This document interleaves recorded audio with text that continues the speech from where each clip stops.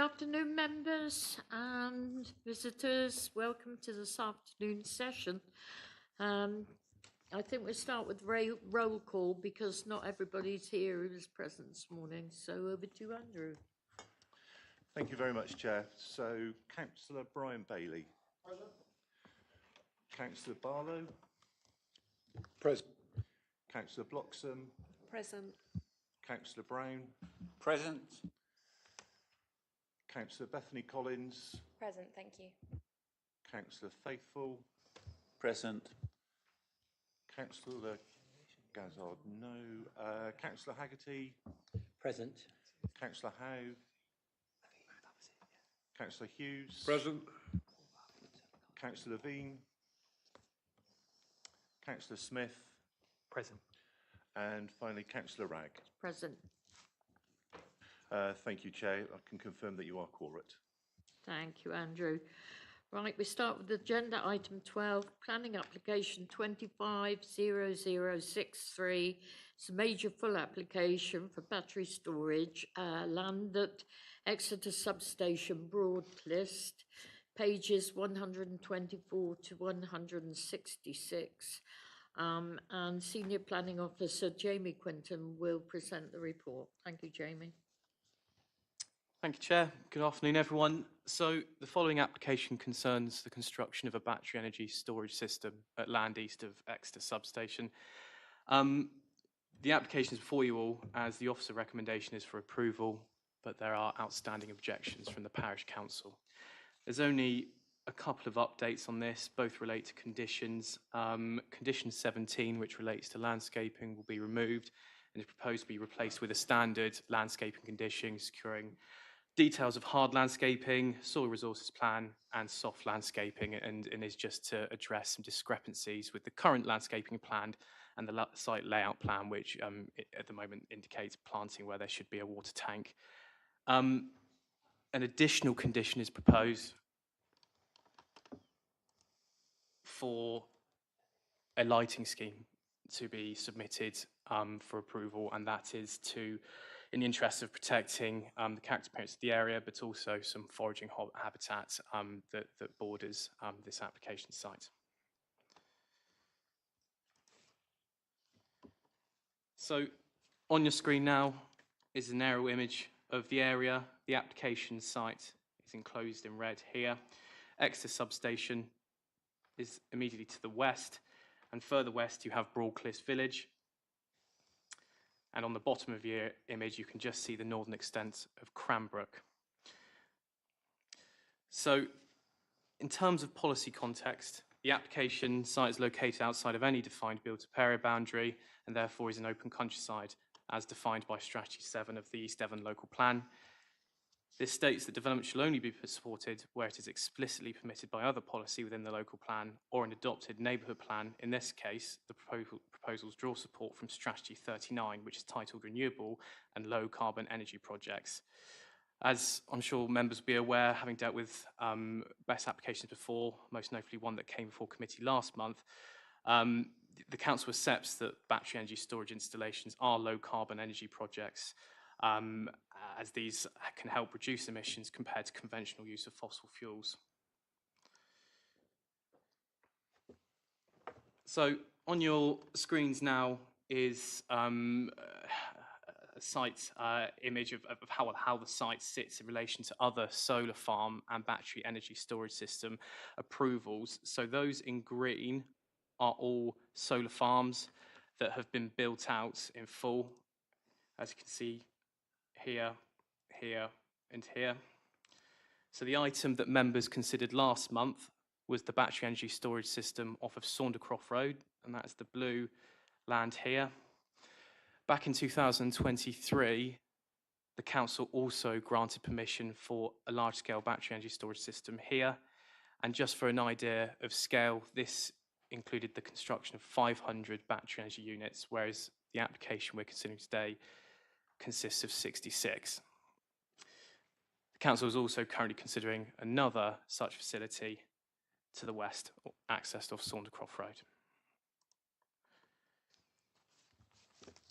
So the application site is accessed off of Wimpole Road, This is classified as a C road, and as you can see on the image on your right, is the main access to the Exeter substation, and is relatively wide and has good visibility in an easterly and westerly direction. So the following image is a couple of site photos taken just to give you an idea of the character of the site. So it's approximately 3 hectares of agricultural land, currently modified grassland, and the boundaries of which are characterised by mature vegetation, hedgerow, and some mature trees.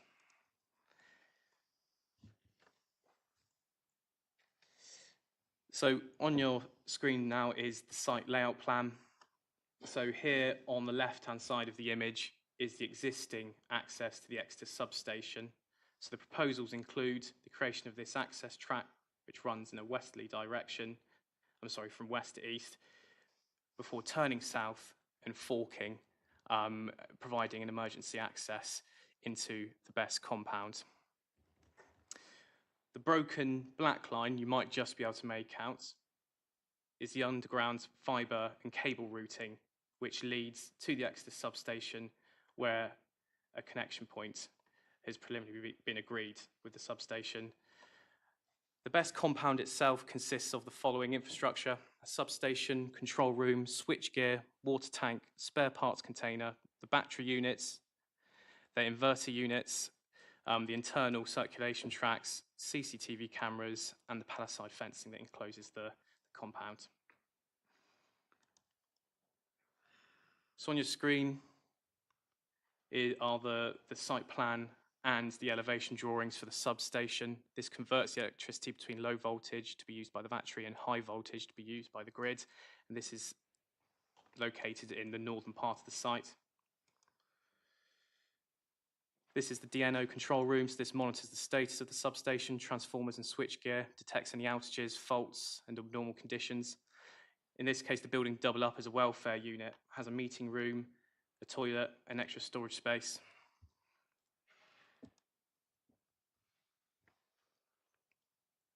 On your screen now are the plans for the custom switchgear. So this manages the distribution of the electrical power between the battery modules, inverters, transformers, and the grid.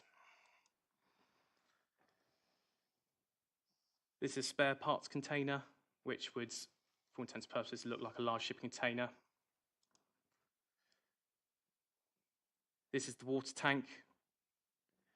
Has an overall height of 2 meters and has a capacity of 240,000 litres.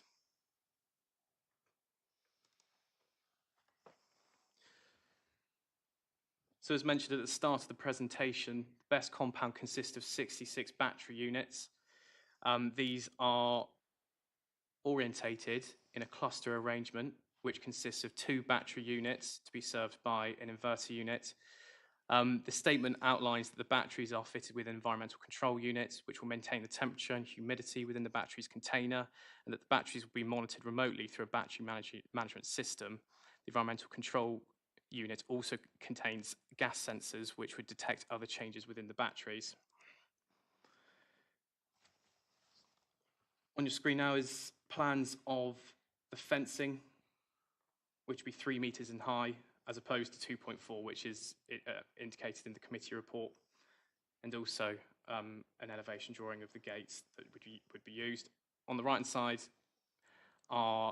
is an elevation of the CCTV cameras and the pole they would sit on. There are 14 of those overall, just sat within the fencing.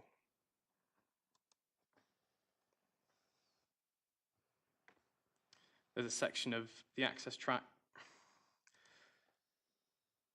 and part of the access would be required to run through the RPA of 2 trees, which are considered of high amenity value. After initial concerns were expressed by the tree officer, the applicant has provided further details by way of the depth of the cable routing, and also the provision of a root bridge, which avoids any intrusive works within the RPAs of those trees to ensure that they can be retained. After reviewing this information, the tree officer is satisfied that the works can be undertaken without causing any harm to those trees and any of the retained trees around the site.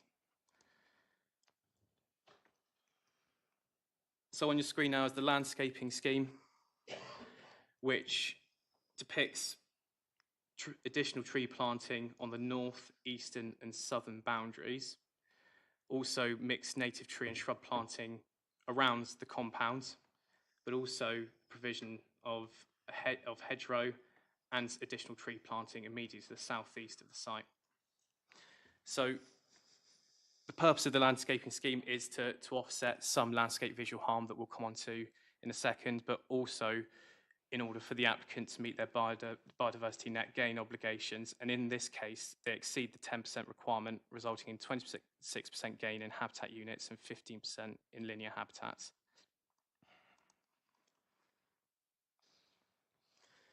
In terms of surface water drainage, the drainage design includes conveyance swales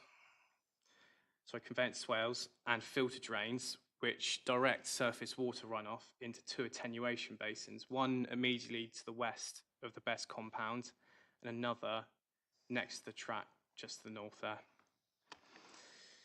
So flow control devices and penstocks are included to manage discharge and contain firewater in an emergency scenario, and the applicant has confirmed the system has been designed with sufficient capacity to accommodate both firewater and surface water in the unlikely event that there was a batch fire at the same time as the extreme storm.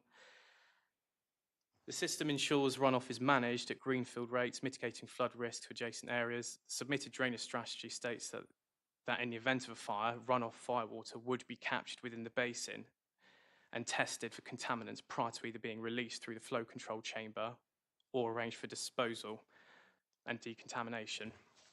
The County Local Lead Flood Authority has reviewed this information and considers the drainage design acceptable, subject to a condition that will secure further details prior to commencement of the development. So a degree of cut and fill would be required to facilitate development. So on your screen now is a plan that shows you the extent of cut and fill that would be required to provide a level site. This would result in about 16 cubic meters of spoil being left, and it is anticipated that where that spoil would go would be addressed via the landscaping scheme.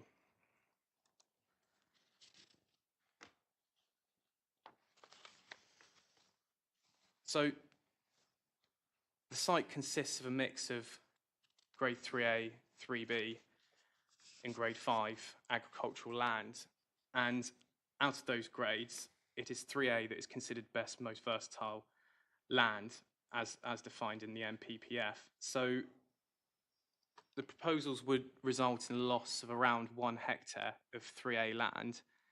The supporting information states that this would be replenished upon decommissioning of the application site, and therefore is attributed limited weight in the planning balance.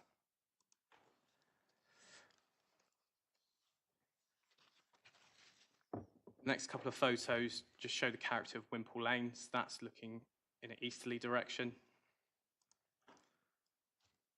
And this is looking in a westerly direction. So a construction traffic management plan has been submitted that outlines the access arrangements via Wimpole Road, using the Exeter substation entrance with routing from the M5 at junction 29 and via the A3015, B3212 and B3181. At this stage, it is considered that the construction traffic management plan is acceptable, and the County Highway Authority have reviewed this and indicated as such. However, concerns raised by the Parish Council are duly acknowledged, and the CTMP itself is only in draft stage. So if permission were to be forthcoming, then it is suggested that a condition is attached to any permission that requires a fully detailed CTMP, and this would provide an opportunity for the document to also consider the cumulative impact of other development that might be taking place in the locality at the same time. For instance, the BESS system that was considered by committee last month. So I'm just going to run through some further site photos that were taken around the site. So this photo is taken from Wimpole Road, looking in a southwesterly direction. So the best compound would sit behind this hedgerow here. In the background, you can make out Adderhole Copse. And I'm sure members will note overhead power lines here and next to substation in the background there. So a similar photo, this is taken at eye level, again from a similar position, shows that the level of screening offered by the hedgerow that borders Wimpole Road, but also the mature vegetation that immediately adjoins the application site. This photo's just taken closer to the application site, and the reason that all these photos have been taken by Wimpole Road is because this is the main publicly visible point at which you'll see the application site. And that's because as you travel towards Brockington Road, the application site becomes increasingly obscured by landform. Hopefully members can make out the contours here. So the following photos are taken along Brockington Road. So this is towards the south before you get to Saundercroft Road. And the application best compound would sit around about below that green arrow. And this is the view towards the application site, just forward of Saundercroft Farm, on Saundercroft Road. And again, members will note the undulating landscape, and in essence, it's not considered that the best compound would be visually prominent from these positions.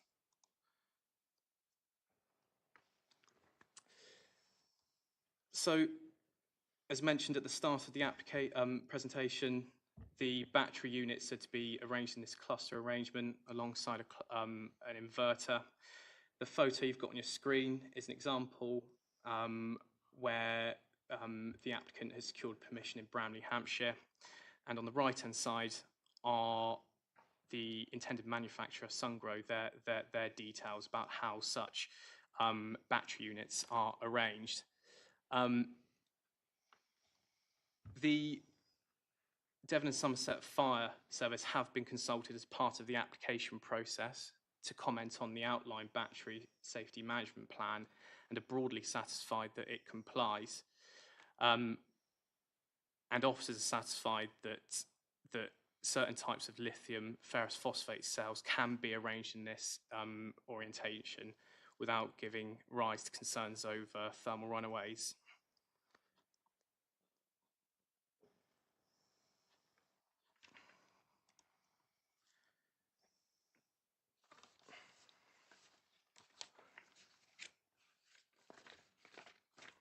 So in terms of the overall planning balance, so the proposed development would result in medium to negligible adverse harm to the landscape character of the area and result in the temporary loss of approximately 1 hectare of Grade 3 agricultural land. However, the National Planning Policy Framework outlines that the planning system should support the transition to net zero by 2050 and support renewable and low carbon energy and associated infrastructure. Furthermore, East Devon District Council declared a climate emergency in 2019 with an aim to be a carbon neutral council by 2040. The planning practice guidance also outlines that electricity storage can enable us to use energy more flexibly and decarbonise our energy system. We've seen in past appeal decisions that national policy statements for delivery of major energy infrastructure, where they recognise that large-scale energy generator projects will inevitably have impacts, particularly if sited in rural areas. The overarching national policy statement for energy, EN1, and the National Policy Statement for Renewable Energy, EN3, both state that NSPs can be material consideration in decision-making on applications that both exceed or sit under the thresholds for nationally significant projects. The NPS emphasises that it's critical that the UK continues to have a secure and reliable supply of electricity and to meet electricity demand at all times, and recognises the important role that electricity storage will play in meeting net zero ambitions. So the proposal would provide a flexible energy storage facility with a design capacity of up to 100 megawatts, which will allow the local grid network to operate more efficiently, taking excess energy, storing it and releasing it onto the network when the grid needs it at times of peak demand, It would help meet an essential need arising from the transition process away from large-scale fossil fuel installations to allow renewable energy installations to fill their value to future energy requirement and help to achieve energy security. There's a clear national need for BESS facilities, and the proposal would make a modest but nevertheless important contribution to ensuring local and national energy security and supply, serving increasing demand and moving towards a low-carbon future. Collectively, its position of offers these benefits are substantial and attract significant weight in favour of the proposal and outweigh the limited visual harm and temporary loss of agricultural land. As such, the application is recommended for approval, subject to the conditions on your screen now. Thank you, Jamie. Thank you. I'd like to call now David Hardy on behalf of the applicant, please. You have 3 minutes, Mr. Hardy. Welcome to the meeting. Thank you. Well, good afternoon. There's very little left to say after that. What an excellent presentation. See lots of these, and that was very, very good indeed. It's worth just repeating as well that the officers have worked collaboratively with the applicant. It is a very fair report and one that the applicant endorses. So just a few other points perhaps to fill in the gaps. In relation to this applicant, BWESS, it is a long-term owner-operator of energy storage sites, so this is not a developer that's going to develop the site and flip it on. They are in it for the long term, and that brings with it a degree of responsibility which you sometimes don't see. Just to give a flavour, it's a very substantial operation. There are 15,000 employees globally, and it's been in existence for 70 years. So it's an operator with substance. The second point, in relation to facts and figures, the reference was to 100 megawatts or 250 megawatt hours you may have seen. What does that actually mean? How do you understand that? Well, in terms of the number of houses, that's 576,316 homes for 1 hour. So to give an idea of how much the battery facility can supply, or putting it another way, all the homes within East Devon District for almost 4 hours. So that's an indication of the scale of assistance that it's going to provide. In relation to policy, you've heard there is support in the national policy statements. There are a number of other government documents which you may or may not have seen, but they include Clean Power 2030. There is the battery strategy, and then most recently in July, the flexibility roadmap from government, all of which are endorsing the need for battery facilities of this sort. So all of that's fine at the higher level. At the local level, there were no local objections, no objections from statutory consultees. And when you look at the individual impacts, the assessment from officers, which you'll find on page 28 of the report, is limited and temporary harm and an evaluation that the scheme is in accordance with the development plan overall, which we endorse, and we think that's absolutely fair. So this is an important scheme. It is relatively modest in size in relation to its impacts, but it is important nonetheless. And it's one when you apply the correct planning decision-making process, so in accordance with the development plan, it is, and there are no other material considerations which would indicate otherwise. So the final point I'll make is it's an open willingness to work with the council and with the parish council. So in the discharge of conditions, there have been concerns raised by the parish council in relation to the traffic plan, for instance. The developer is very keen to make sure that there is an open approach to working with both bodies. So I hope that's helpful, just a little bit of additional information, and we would endorse what the officer has had to say. I can answer questions if that's allowed. If not, thank you very much for listening. Thank you, Mr. Hardy. Could I ask you just to remain there for a second or two while I ask members of the committee if they have any questions for the applicant, please? Councillor Faithful. Thank you, Chair. Well, I've got quite a few questions for this. First question is, with all this concrete and hardcore, how thick is the concrete and how temporary is all this going to be? Because it seems like pretty industrial sort of I don't think you can just run a plough over it as soon as you take the storage away. Do you want me to other questions, or should I do them one at a time? I think the question is answered. It's 30 years. Well, it says 30 years, but I mean, Well, that's the we talk- application. That's yeah, what we're, but we so they're agree. going to take away 66 slabs of concrete, and they're going to take away all the other pieces of concrete base for everything else. It's all going to be completely restored back to agriculture. Yes, in short, so 30 Yeah, can you switch your microphone off? Oh, sorry. Yes, so the length of the development is 30 years, and at that point there is a decommissioning plan secured by way of condition. All of that would be removed, and there is a return of the site to best and most versatile agricultural land status. It's similar to Quarry, you know, it has to be restored. So, by my calculations, the water storage tank, you say it's 240,000 litres, but by my calculations, it comes to 117,825. I don't know what calculations you've done, and is there a question behind that? Is that a questioning about the efficacy of that for fire purposes, or? Thank you. But yeah, it's what I saw of the drawings. It was 10 metres across by 1.5 metres deep, and by my calculations, it comes to 117,825. Without looking at the plans, I haven't got my calculator. We do have, I mean, we've got representatives of the developer here. I could check that. That is not my instruction. The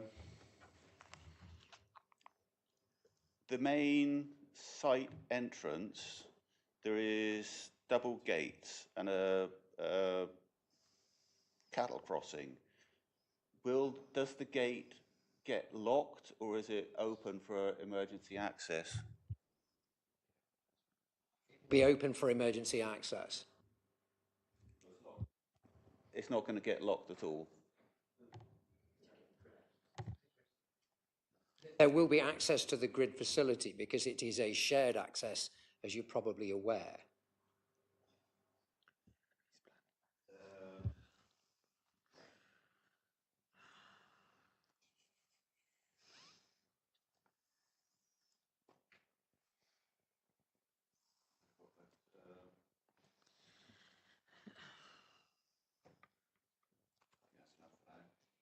Thank you. Councillor Bailey and Councillor Barlow. Thank you, Chair. It's a basic question, if I may.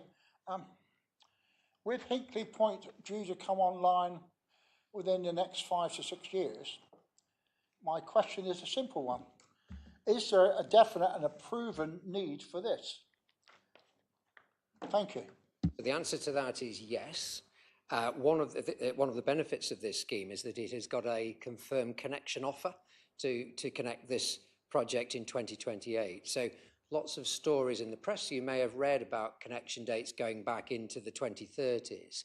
So the way the system is working is that there is a priority given for those schemes which are ready to go. This scheme is ready to go, has a fixed connection date, and is needed.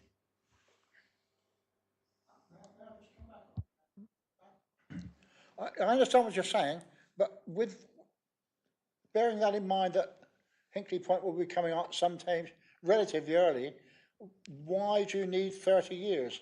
Because surely then there'd be more than sufficient electricity for the area. Sorry. Turn your microphone. They're doing different things, of course. So batteries are designed to deal with intermittency.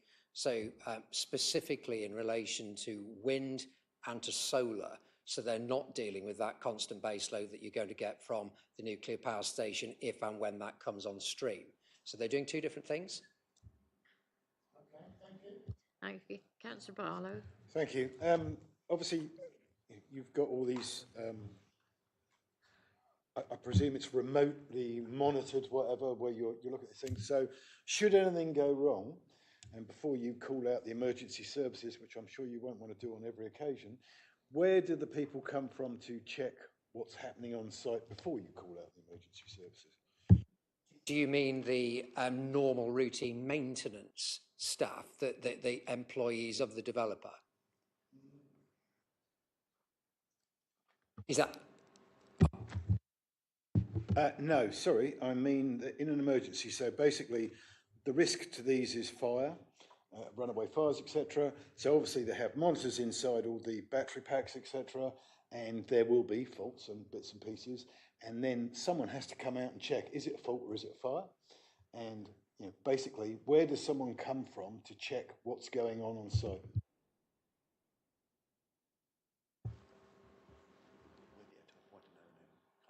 Yeah, somebody local, yeah. So they are remotely monitored, so there will be an O&M contractor appointed. That hasn't been done yet, but there will be provision locally for somebody to turn up quickly. So if the question is, how would you know, there is a remote system. If the question is, where are they physically located, then the O&M contractor appointed would have to have presence which was sufficiently local.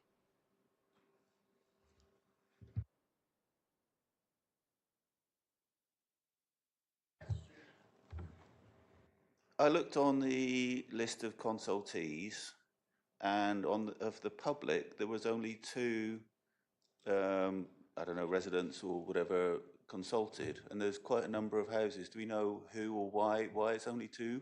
We know there's quite a number of. No, that's the consultees. We're talking the public list, the general public, and there was only two. It's showing only two consultees in the general public when there's at least 7 houses around there. Notice, I suppose. People who have actually been contacted. Excuse me. So in a case such as this, which is a major planning application, our statute, so what we do is we send letters to people, landowners whose land is adjoining the application site. Obviously, there's no residents actually adjoining this application site. We put up a site notice, and this would also be advertised in the newspaper. So those are the statutory requirements for publicising an application that is a major in nature. Chair, can I just come back on the size of the tank as well? I've just had that checked. It is the right size. It is 240 cubic metres.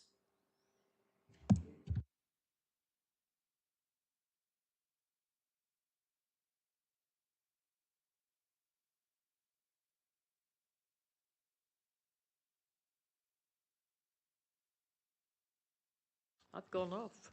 Do you have any questions, please? In which case we're going to debate. Councillor Barlow. Thank you, Chair. We've been through these many times.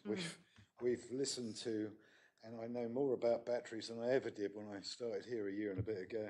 Not running down yet, though, Ian. No. I will keep having a go. But yeah, look, we need this. This is one of the things that the country needs.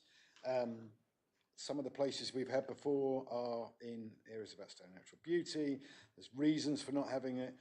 This is obviously in the right position for the power lift up, and I would be happy when you are ready, Chair, to make a recommendation in support. Thank you. That's subject to the extra. Thank you. I get the sense that there were no more questions. There are no objectors here. So I'm happy to take your recommendation. Is there a seconder? Kim, Councillor Bloxham.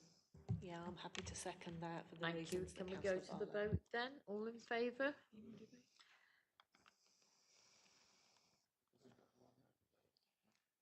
Not sure if your hand's up, Councillor Faith.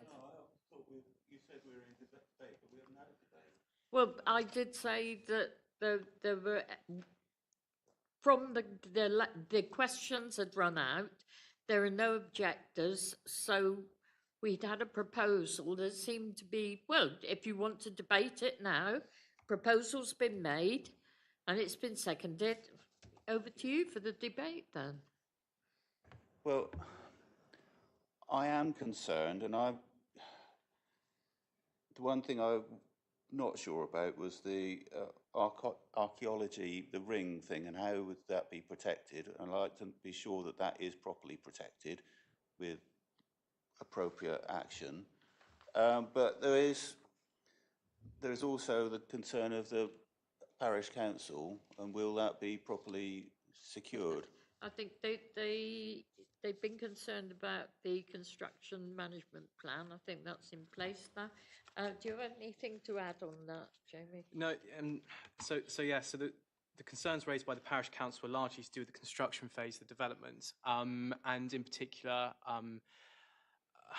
about a lack of information maybe to potential cumulative harm caused if the construction of this BESS were to take place during the construction phase of some of the other infrastructure that I referred to at the start of the presentation.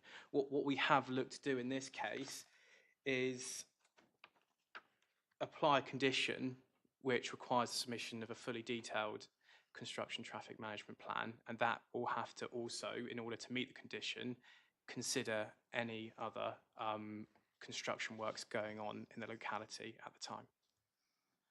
Yeah. And the archaeological would have been, if there'd been anything of importance, I think the county would have Yes, there is. picked up on that. So some of the land towards the south of the BESS compound, the county archaeologists did raise concerns originally about the lack of, I think, some trench plans and what investigative works have been undertaken, because as you're right there, I think there's evidence of a ring ditch or something in the southern corner, but that information was submitted and the county archaeologist was happy with those findings. It's just very close to the edge of where the work is, so I mean, will it be protected with when the landscaping is going on? Yes, well, the county archaeologist is happy, and we've been led by them on this issue. Thank you. Right, anyone else like to join the debate? Councillor Barlow. I just wanted to add that at the end of the day, looking at the parish town council things, a lot of the things have been done by the officers on the traffic management plan, etc. The community fund obviously is not something that we can comment on, I don't believe, at this stage, because it's not in our gift, even though we would like it to be. Fire safety, again, is dealt with by the fire officer, etc., who are the experts in this. And again, they're using a different sort of battery, not the basic one, which is safer, etc. Environmental concerns have been addressed, again, by the experts. So again, much as we take that into account, very seriously, the comments made by the parish council, we think the officers have done, or I believe the officers have done a great job in making sure that they're all, where possible, taken care of. Thank you. Thank you very much. Right, you happy now for us to go to the vote, Councillor Faithful? Yeah, thank you. We go to the vote then. It's been proposed by Councillor, I'm losing the will, Barlow, and it was seconded by Councillor Bloxham, that we support this recommendation to approve. Could I see a show of hands, please? That is unanimous. And I'd like to thank the applicants and the officers for working together and addressing all the concerns, such that unusually for an application like this, there are no objectors in the public gallery. Thank you very much.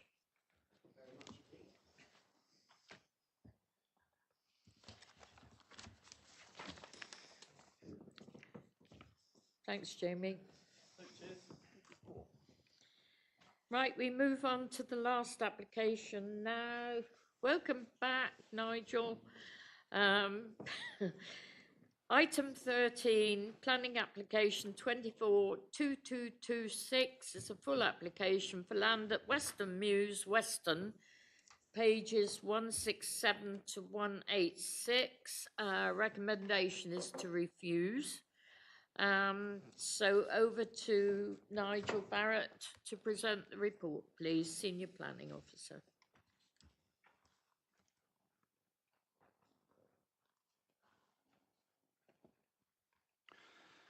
Lovely. Thank you, Chair. Good afternoon. This application is a detailed application for the construction of 3 dwellings at Weston. Weston, just to the west of Honiton. The site is identified on the aerial image before you, and it is towards the northern edge of the hamlet, and it comprises land immediately north of a modern new build development of 5 properties known as Weston Mews. Just to set the context for this site and this development, just to explain the background to the Weston Mews development. As I say, it's a new build development of 5 dwellings that has replaced farm buildings that previously existed on the site with a permission, a so-called Class Q permission for conversion. So the principle of new build was effectively established through the previous granting of a Class Q prior approval for conversion of farm buildings to the same number of units.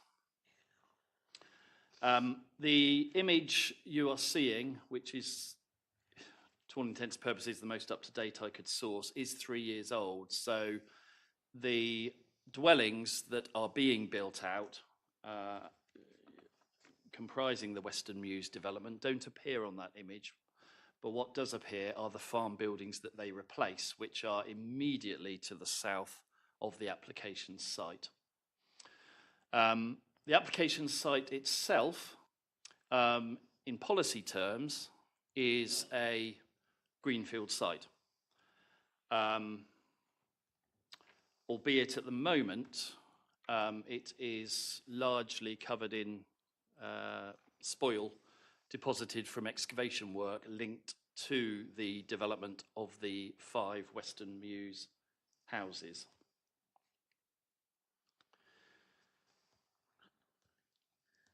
Yeah, I will come back to the issue of the spoil at the end of the report, since that has its own issues, which, as I say, I'll come back to. So there's a location plan, just to translate the image to a plan. And the scheme we have, the lighter grey shaded buildings define the layout and positioning of the 5 units nearing completion. The 3 that are proposed as part of this application, the 3 additional units, 2 of which would be in the form of a pair of semi-detached 2-storey units of handed design. The other one being a single-storey dwelling. That gives you a flavour of the design and appearance of the proposed single-storey dwelling, with a mix of timber and stone external wall finishes under slate roof.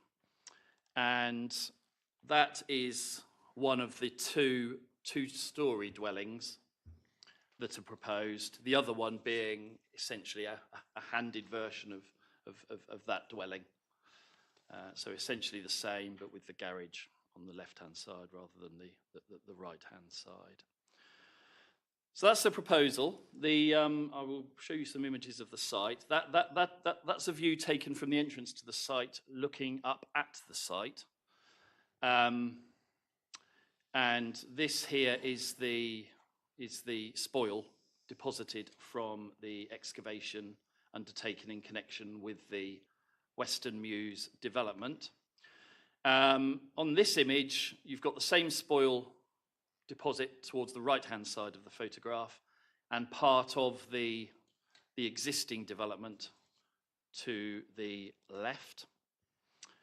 There's another image showing part of the existing development, so you get a flavour of its design and appearance, and you'll note that the single-storey dwelling that is being proposed is pretty much modelled on this design and appearance, so it's useful there for reference.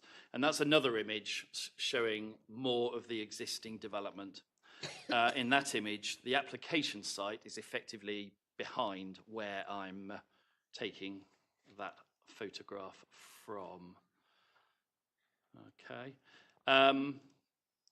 That is the entrance to the development. It is exactly the same as the entrance that previously existed to the farm complex. So that hasn't been altered, and to all intents and purposes isn't proposed to be altered. And there's another image of the same entrance looking up towards the current application site. Okay. Again, just to be clear, the history that is cited within the officer report relates solely to the Western Mews development itself, and is included to aid some understanding of the context for this development of the adjacent site. There is no history on the current application site itself. In terms of the issues, as has been explained on a number of previous occasions, the council is currently unable to demonstrate a 5-year supply of available housing land in line with the government requirements as set out in the National Planning Policy Framework.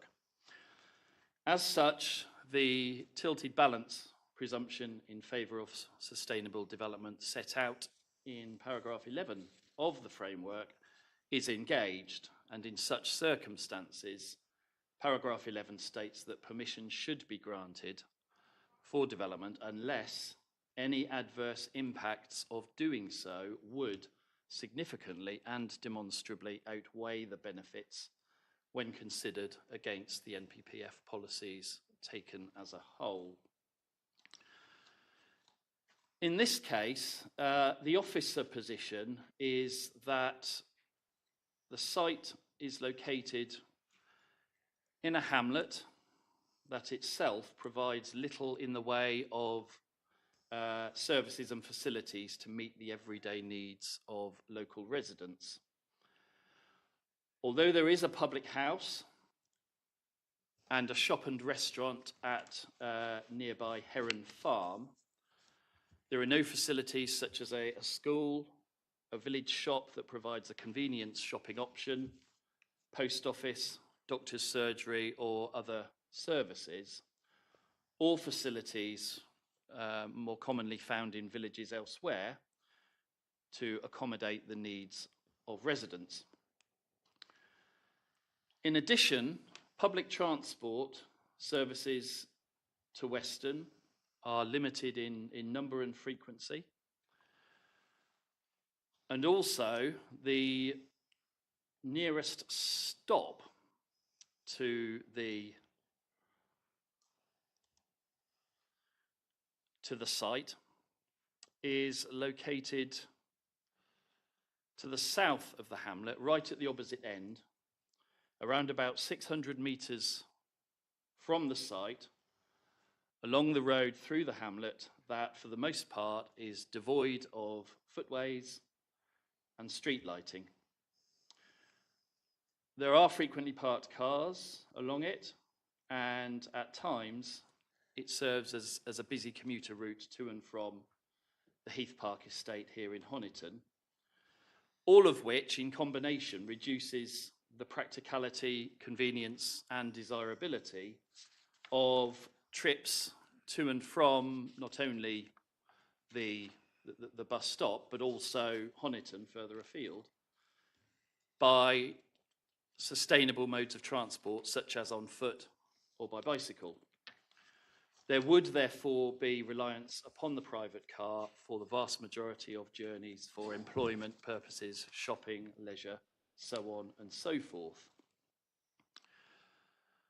In terms of the locational sustainability credentials of the site, officers are of the view that there are comparisons to be drawn with, in particular, a site in Coombe Rally to the north of Honiton, where there has recently been a dismissed appeal for a single dwelling on the grounds of it being in a non-sustainable location.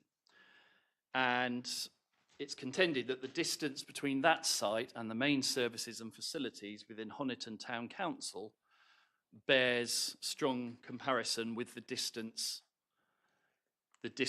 involved here. There has also been a very recent appeal decision, which Mrs. Ormsby mentioned at the start of the meeting this morning, at Orliscombe, for a much bigger scheme with much more in the way of social benefits for the community, which was also refused by the council and dismissed at appeal on the grounds of its perceived non-sustainable location. It is acknowledged that that site would be further from the main services and facilities in Honiton Town Centre, but nevertheless, correspondingly, there were facilities being offered with that development, which in the wider balance, could have been perceived as weighing in favour of that scheme. Essentially, I would also add as well that Orliscombe does have the benefit of a primary school, which Weston doesn't, Coombe Rally doesn't. Essentially, officers' position is that Weston is not thought to be an appropriate location for further housing growth, in line with the local plan's strategy of directing such growth to recognised towns and villages with a much greater level of service and facility provision. As such, it is not thought that the contribution to housing land supply that the proposal would make, and the shorter term linked benefits, employment benefits during its construction, would significantly and demonstrably outweigh the non-sustainable location of the site in this case. Therefore, the tilted balance presumption in favour of sustainable development, whilst engaged, is not considered to apply. Hence the officer recommendation to refuse the application. Just finally, in relation to the dumping of spoil on the site from the Weston Mews development, this is unauthorised, and in the event that members are minded to go with the officer recommendation to oppose the scheme, the appropriate enforcement action could be pursued to secure its removal. Thank you very much. Thank you, Nigel. Did you want to speak? Mrs. Ormsby. I'm just anticipating here, and I just wanted to make one further point, in addition to the matters that Mr. Barrett raised, that the 5 dwellings that have planning permission that are currently being built, because I can understand concerns, well, why were those 5 okay, but these 3 not, is because it was permitted development for them to be converted from agricultural buildings into dwellings, where we have prior approval is sought, but we could not refuse it on our usual policy reasons of unsustainable location. So that is why that development is going ahead, and why this is a very different proposal, because it's a greenfield development where we are just applying our policies in the usual way. Thank you, that's helpful, Wendy, thank you. Right, I'd like to call the agent, please, Matthew Dalton Aram. Welcome back.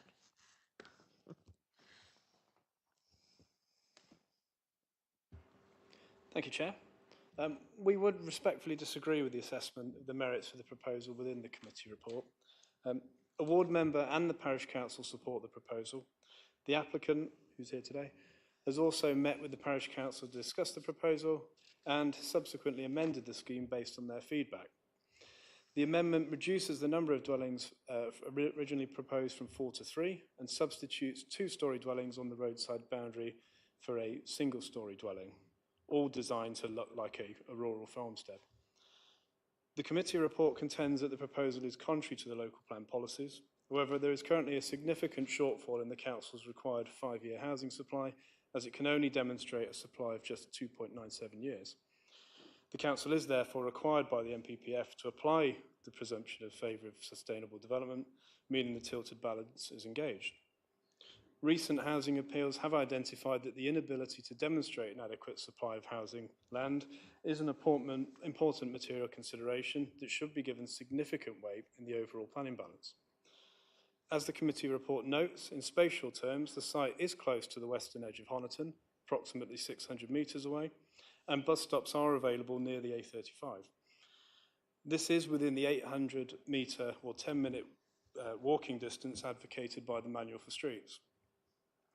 The committee report argues that these bus services are not frequent.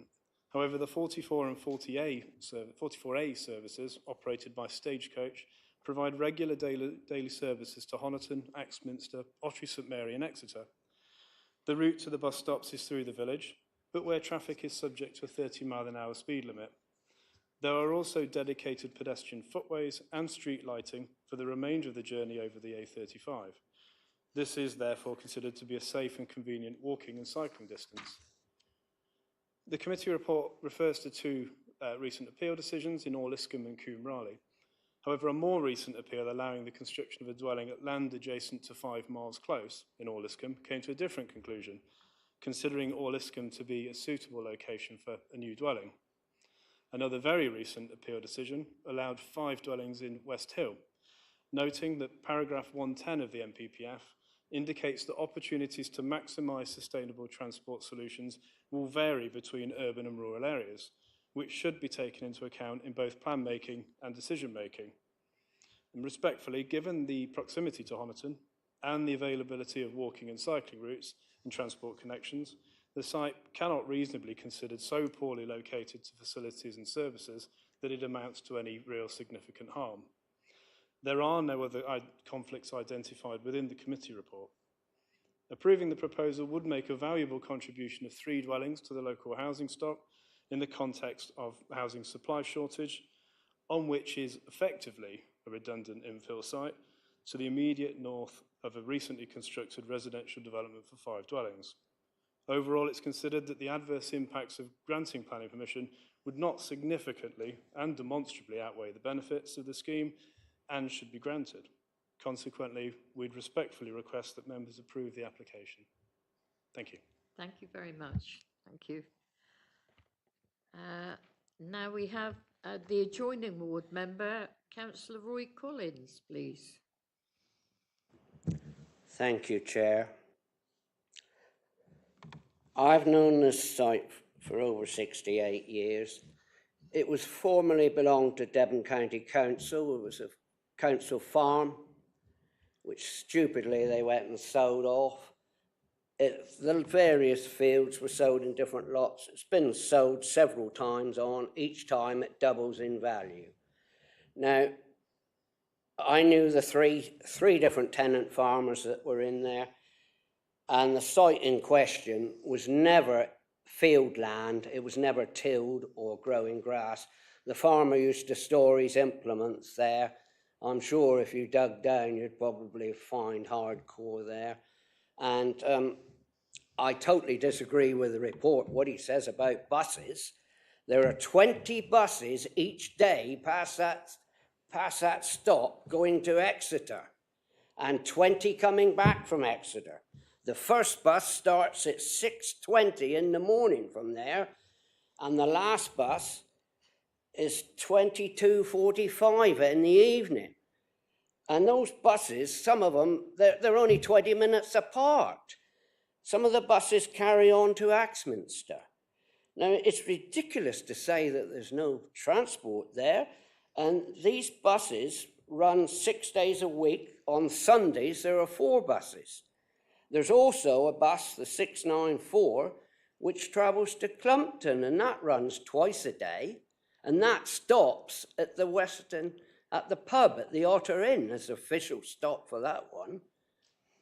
Now, there's a lot of employment in that area, which is unusual for hamlets. You've got the large Deer Park Hotel just down the road, and you've got Heron Farm.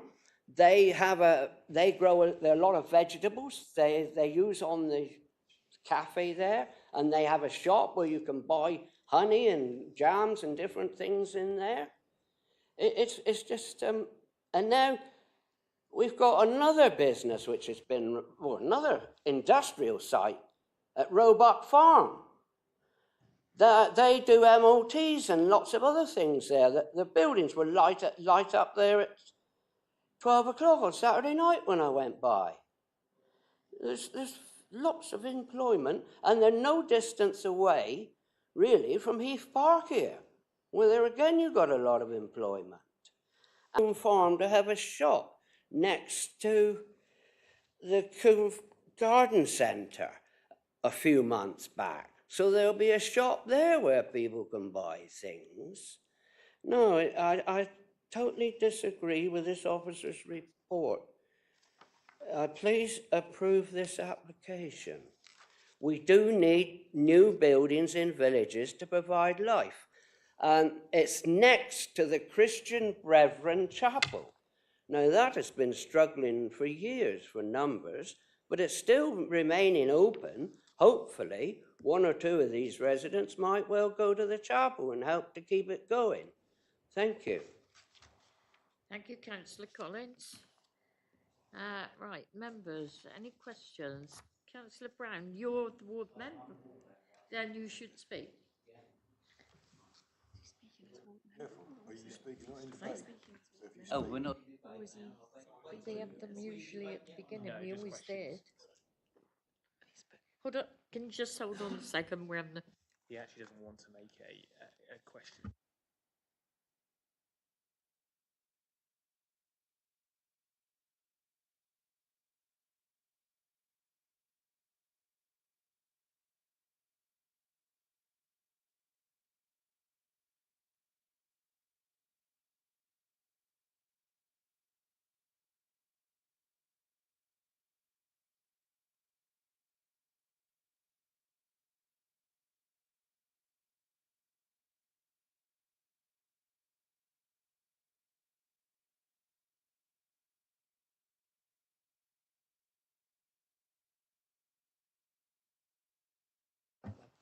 Okay, Councillor Brown will wait until the debate, then he will be unfettered.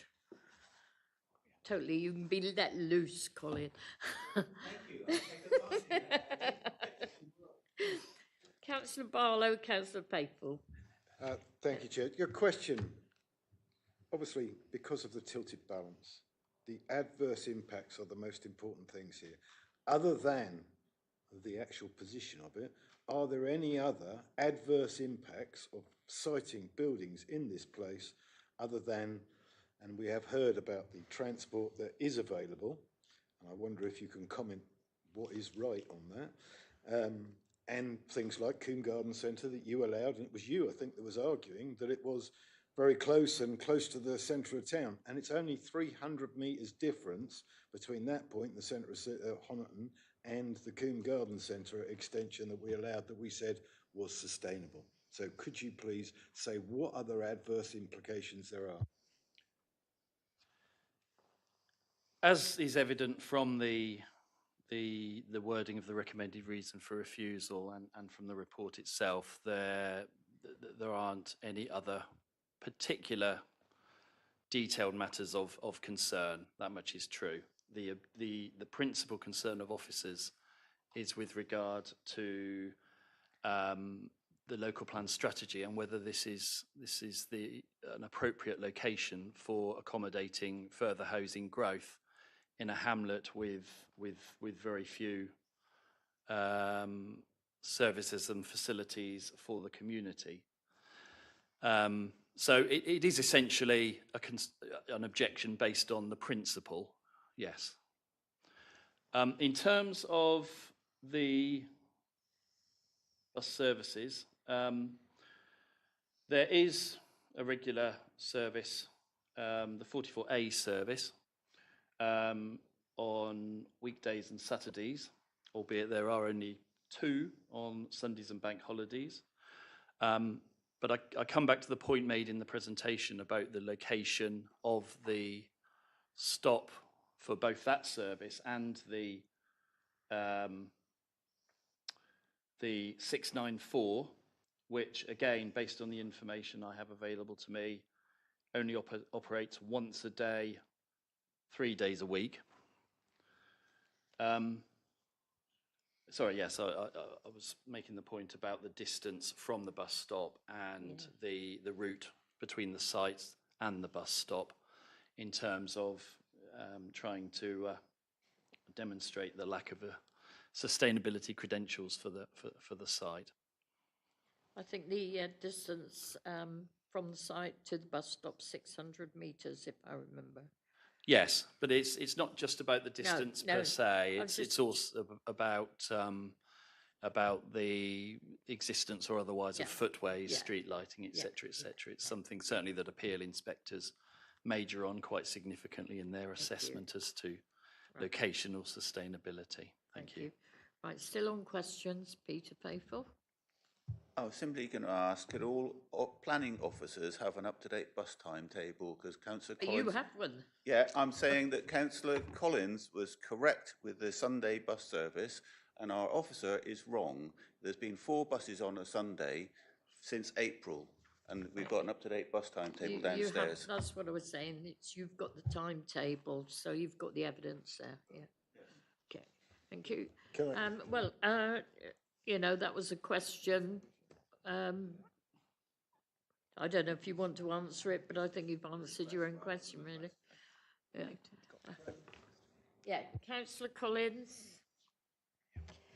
Thank you. I was just wondering how confident the officers are, if this went to appeal, if we refused it today, that the inspector wouldn't allow the appeal based on the tilted balance, because we heard earlier today of an appeal that was allowed where the inspector admitted that there was landscape harm, but overall the tilted balance sort of outweighed that. So I was just wondering, if we were to refuse it, how confident you were that we would win that. And there's that one for you, Wendy. Inspectors are not always consistent, and well, we know for a fact because we see the decisions that come in, and they are not always consistent. In terms of appeals within this particular area, so the one at Coombe Raleigh and the one at Olescombe, which are in this general area of East Devon, the recent decisions there have been to dismiss appeals solely on the grounds of unsustainable location. So the officer view is that this is a similar situation, and that you know that it is an unsustainable location, and hence the recommendation for refusal. I would like to think that it has a good chance of being dismissed at appeal, but as I said, inspectors are not always consistent, and we often we do get decisions from time to time that we might or be surprised at. So no, there is no certainty of outcome, but I would say that the history of recent decisions would support the approach that is recommended by officers. Yeah, thank you. Councillor Hughes. Oh, yeah, thanks, Chair. Just to confirm this bus frequency, the 44 and 44A run every 30 minutes. The 694 actually runs every 2 hours, so it's not just one a day, it's every 2 hours. And if you're looking for an additional bus stop, well, you can arrange that through the County Council. Thank you. And Councillor Barlow. Just, again, I don't want to stress on this bus thing, but can anyone tell me, a local member, where the nearest bus stop is to this site? Is it 600 metres down an unlit, non-footpath road or not?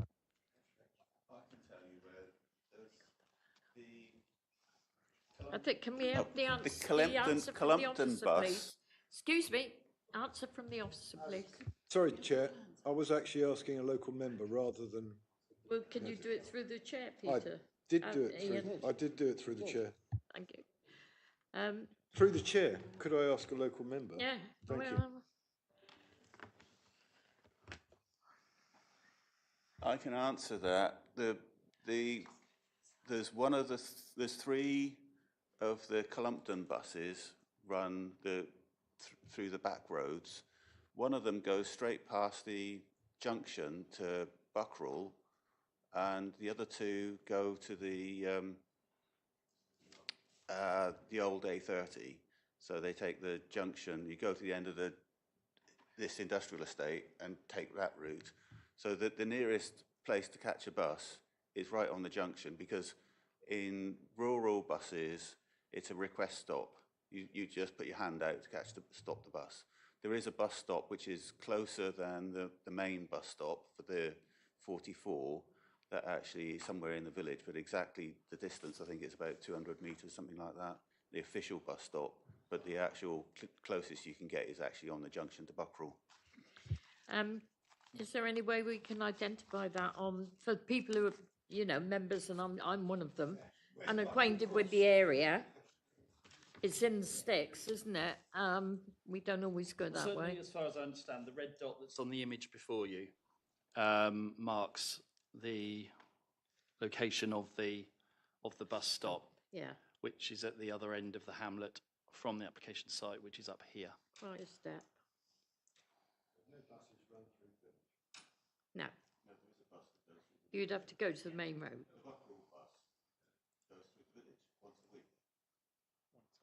Once a week. Okay. Okay, are there any more questions, members? No, don't seem to be.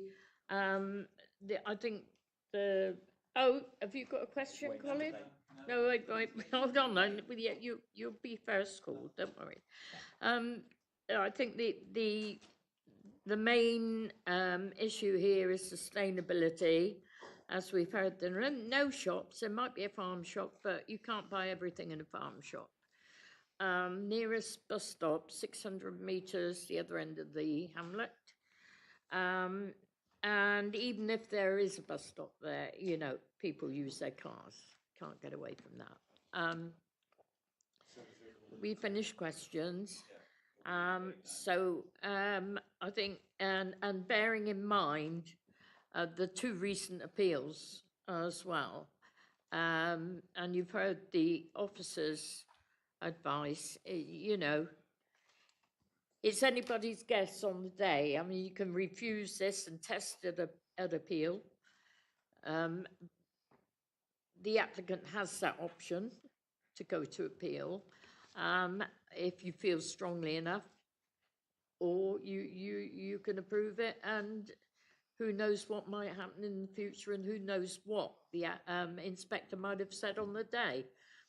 So it's a bit arbitrary. Right, Councillor Brown, you may take the stage. Thank you very much. Right, everybody seems to be talking about appeals at East Devon have won. Yeah, but you've won one at Ulliscombe, you've won one at Combe Riley, but you're not talking about the ones that the applicants have won, and they've won one in Combe Riley for 3 units, one in Ulliscombe for 1 unit. So they haven't been mentioned at all. It's very negative the way you're talking about this application. I think, you know, you've got to give both sides the story. You just cannot give one side of it, which is what you seem to be doing, if you don't mind me saying so. You've got a shop there, which is Heron's Farm, and a cafe, which was recently approved. Now, you wouldn't have approved that if it was an unsustainable area. I know that, because you would have gone on about it. You've got the Otter Inn, which is just down the road, which is a thriving pub. You've got the Deer Park Hotel, which is just down the road again, another place that does extremely well. You've got all these new businesses, as Roy Collins said. it is a fairly thriving area as such for a small community. Cross Hills Farm was given permission to knock down their barns and build 5 units on there. It was refused first time because they just want to knock the buildings down. That was refused. They come back under Section Q and then got permission for alterations, which they came back again and then got permission to knock them down and rebuild them. Why you didn't do it in the first place and save everybody's time, I don't know. And that was done under delegated powers. Didn't come to committee. You made your own mind up as to whether you wanted to approve it or not. You must have found good reasons then to approve it, otherwise you wouldn't have done it. It's quite simple as that.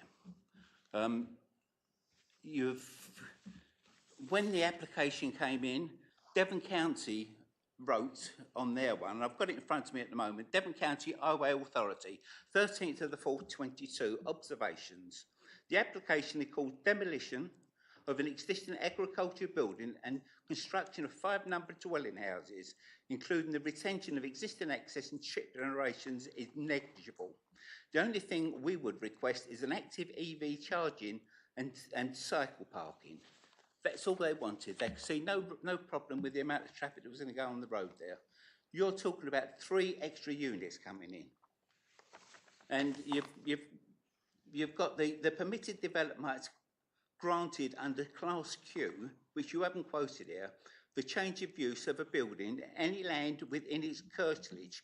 Curtilage is defined by the purpose of this class in the relevant provisions of the Town and Country Planning General Permitted Development England Order 2015 as a piece of land, whether enclosed or unenclosed, immediately beside or around the agricultural building, closely associated with the serving and purpose of the agricultural building or the land immediately beside or around the agricultural building. That's what it's classed as. And this is land around whatever the farm was called there, Keys, what is it called? Cross Hills Farm. And that's what it is. I mean, you've got a different name down because it's changed its name since then, but it's Cross Hills Farm, Section Q, Class Q application, and this land is around it. So there's no reason to refuse this application. Everything's there in place. Any comments about this, particularly about the appeals and success or otherwise of appeals? Do we, I mean, we've said which appeals were dismissed. And Councillor Brown is correct. There are appeals that are allowed in areas that we've considered to be unsustainable, as I've mentioned.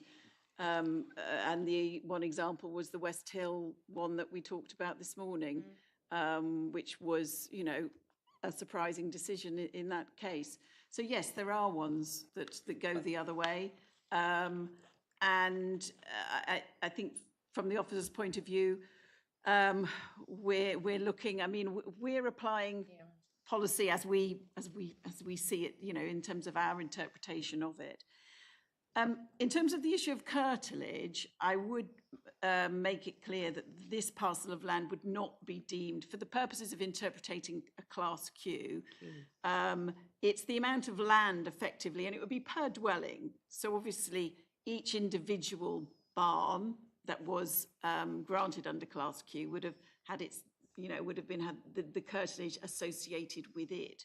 So this land is would quite, in my opinion, quite definitely not fall within the definition of curtilage in terms of Class Q. And had it done so, it would have been included within the red line, because the applicant would have included it in the red line, because obviously they would have been able to then justify much bigger plots or bigger gardens or, you know, etc.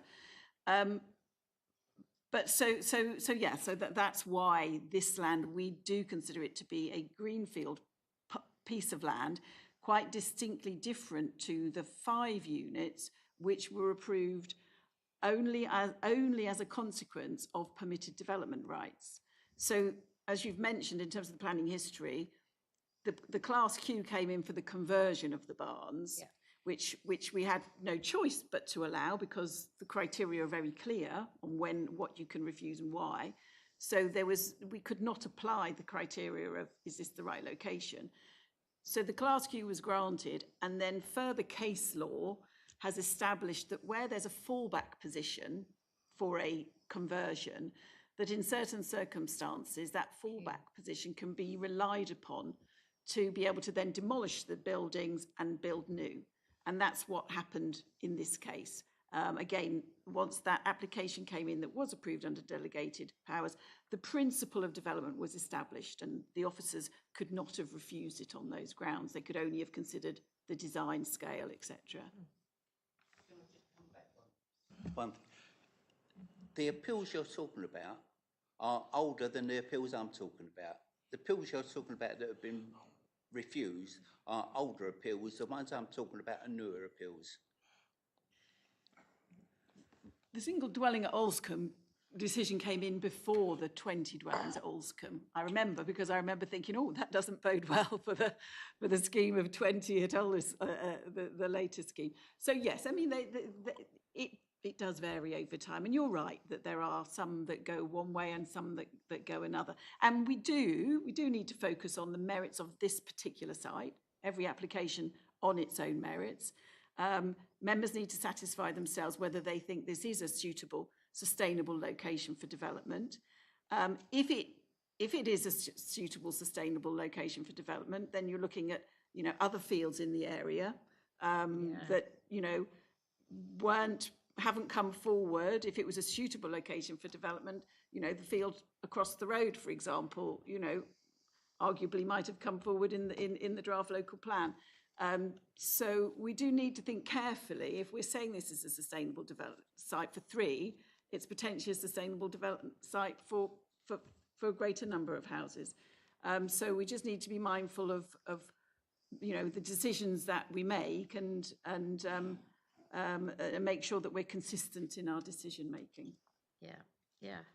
Sorry, but nothing else has come forward in the new local plan for this area. Because, you've had areas, no one put anything forward. People would like to put things forward, but no one's put anything forward for this in the new strategic plan. I'm not aware that any sites were put forward in the call for sites for this area, no. Yeah. So members, you've had the recommendation. We haven't had a recommendation. Well, you from the officers. We have another recommendation from the committee. But the recommendation is to refuse this, as has been clearly said by the officers. This is Greenfield. If you allow this in one Greenfield, that weakens the case for defending another Greenfield, and so on. It's a domino effect. If you do refuse it, the applicant's perfectly entitled and probably would go to appeal, in which case the inspector would decide, and that would give you a clear marker, I think, for the future. And bear in mind previous decisions as well. So continue, Michael, please. Oh, sorry, yeah. So just with that, going to go say- to Councillor Faithful again. Well, Last first, time, right? going back to Councillor Barlow's question, the nearest timed bus stop is Western Otter Inn. That's 6 minutes past 10. So there is a bus stop closer. But my personal view, the distance, I actually measured it and it's nearer to 500 metres to the main bus stop out on the thing. But when you measure the distance from Giddisham Housing Estate, the new housing estate, to the far end, where you've got the great long loop at the far end, there's no services there at all.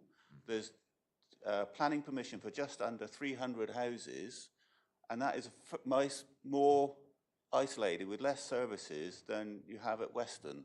So I'm finding it struggling to see how you can justify, and we not only have got the houses that are built there already, but we're proposing to go even further with no services on that. If the houses are built there already, presumably it's in the built-up area boundary. But that's beside the point. But the point is the services. You're saying there's infrastructure. There's more infrastructure. In the countryside. My point is there's more infrastructure at Weston than there is in Giddisham Housing Estate, and so that's what I'm trying to get across. Yeah, thank you. The distance is Councillor further. Barlow, thank you. So, look, we've been here 1,000 times before. Councillor Howe isn't here to remind us of the local plan. That's why we have a local plan. And if we want to go and build in this area, there has to be a reason. And the only reason you can build in the countryside is if there is a neighbourhood plan and the village has said they want it. Now, the parish council has supported this, but I've argued that before. You know, and we should listen that if we pass this one, what is the difference with the field opposite? Are we going to have 20 or 30 more homes in there? There are bits there, but we haven't deemed this as a sustainable area. Look, I've argued this 1,000 times before, and Mike's always here, and everyone listens to Mike. So I'm not trying to be Mike, but I would just be careful with what we wish for. Is this something that we want to hang it, or as the chair has said, should we let the applicant have the right to go to appeal and let someone else test it out? If we pass this, how are you going to not pass another one that comes down in a week's time, or sorry, in a month's time, or 2 months' time? No. Even if I have sympathy with the application. Thank you. Right, anybody else want to speak? Is there a proposal, please? Councillor Brown. Well, I make the proposal to accept this. Is there a seconder? Councillor Bailey. Right, can we then go to... Well, we do need reasons. The only reason is the tilted balance outweighs it. There is no adverse. Can you give reasons to approve, please? Tilted balance is the only reason you can use it in this case. What did you say, sorry? The tilted balance. Yeah, well, the tilted balance. That'd be one reason. Sorry, what was The that? tilted balance. Tilted balance. Exactly. Yeah. Chair, could I perhaps assist? If you're looking for some reasons to approve it as opposed to refuse, then if you read the recommendation for refusal, it sets out the reasons why the officers believe it should be refused. You can probably reword that somewhat to support what you're now proposing. So if you have a look through that and use that as a basis. Are there any policy reasons in the already adopted plan? Can't give that much weight, Chair. No. In the adopted local plan, we had that's a fallback. It's not poorly located to start with because you've got a regular bus service. It's not poorly located to start with because you've got a regular bus service there. And there's other facilities and amenities there for future occupiers. It says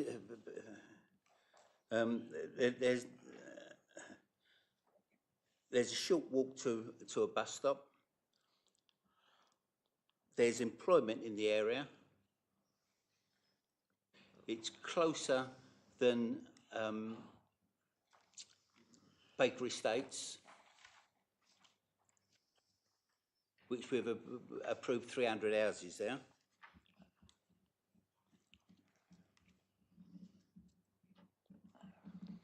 Devon County said when it was done first time,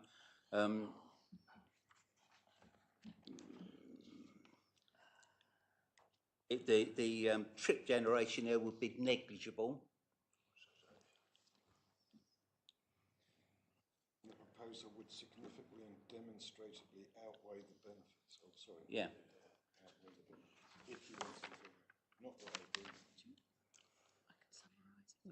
For employment in the area, I know you mentioned the Deer Park Hotel Deer and Park, Farm, but not everybody does that. You've got the Deer Park, you've got the pub, you've got Aaron's Farm, and you've got the new one that's opened up down the road. It's no good if you're an engineer, though. Yeah, engineering, yeah. But then anyway, you can get a bus close by to come here. Yeah. Go on, Wendy. Yeah, you could walk it if you wanted to. I was just going to just summarise that effectively what I understand you're saying is that you believe that the site has got adequate access, there's adequate access by walking, public transport to access local services and employment. Yeah. And as such, the tilted balance in favour of sustainable development outweighs the conflict with the development plan.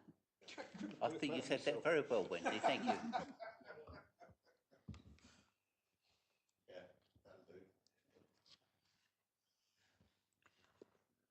Right, that enough reasons? Yeah. Okay, then it's been proposed, it's been seconded. Can we go to the vote, please? All those in favour? 1, 2, 3, 4, 5, 7. Those against? 1, 2, 3. No abstentions, so that is carried. Oh, conditions delegated. Sorry? Conditions need to be agreed. Oh, yes, conditions need to be agreed. Can that be delegated? Is dele- To the chair.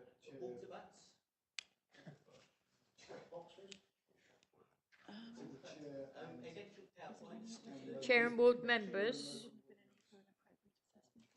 Chair and ward members? Can we just have another show of hands, then we can just make it clear?